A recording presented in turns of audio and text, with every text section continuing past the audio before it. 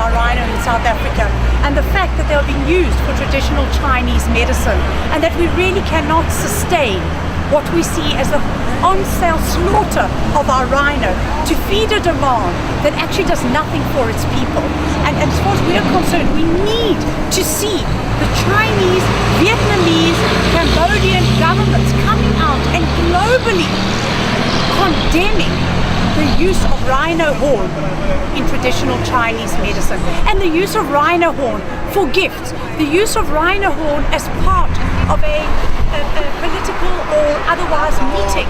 We need to say that rhino horn belongs to the rhino. It is a national heritage of the South African people. It has its own right to loaf and roam in peace without, on a daily basis, being brutally, painfully slaughtered, where a piece of its face is removed simply for a piece of horn to be crushed and go into a black market where the whole, it is a perverse sense of what our nature is about. It is not here for the use. We really want them to educate your people, China. Actually going to have to send out a task team. That's what we want.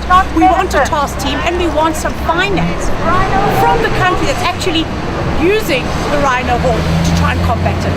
But our biggest aim today is to have a reaction from them. And we don't want a reaction like I've just received to say, yes, we condemn the illegal trade in rhino. No, we want you to say we condemn the use of rhino horn in traditional Chinese medicine.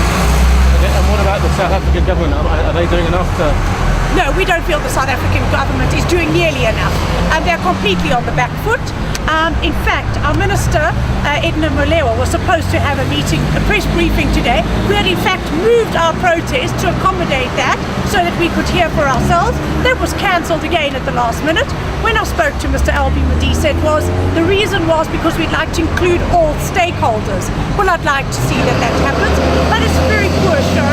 Our rhino are in crisis, and we send out that we're doing a press briefing, and in 24 hours we cancel it. Extremely poor show.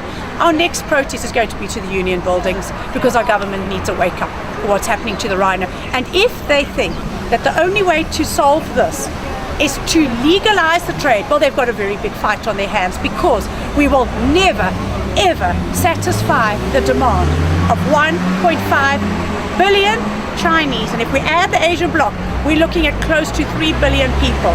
Well, in 1960, the world had 3 billion people, and they didn't have the kind of cash the Asian bloc has got. So our rhino are dead, on their feet.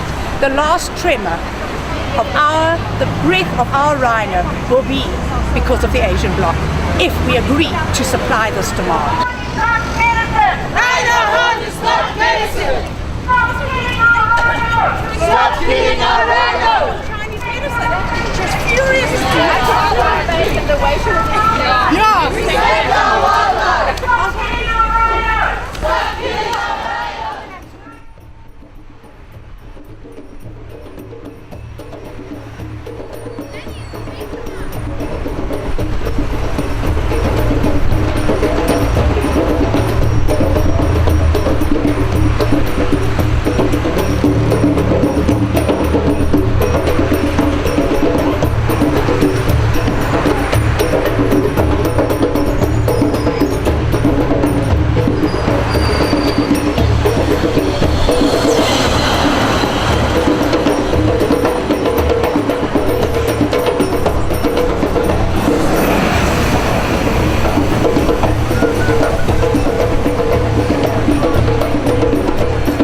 Two sides to them. They've got one very modern, forward-thinking, very 21st century, and another side which is fueling still the old traditions for Chinese medicine. The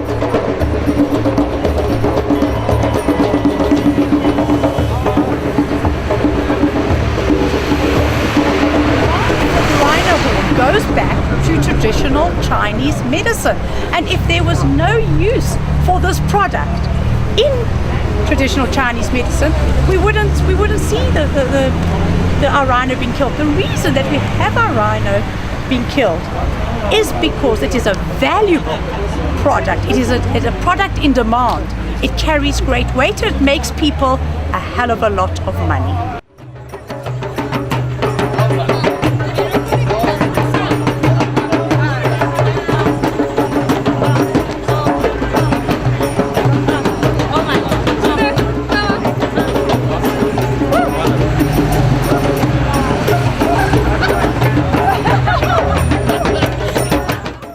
a really strong message sent out by the Chinese, Vietnamese and Thai people as far as the education of their people is concerned. They need to know that what they are killing these animals for is absolutely worthless.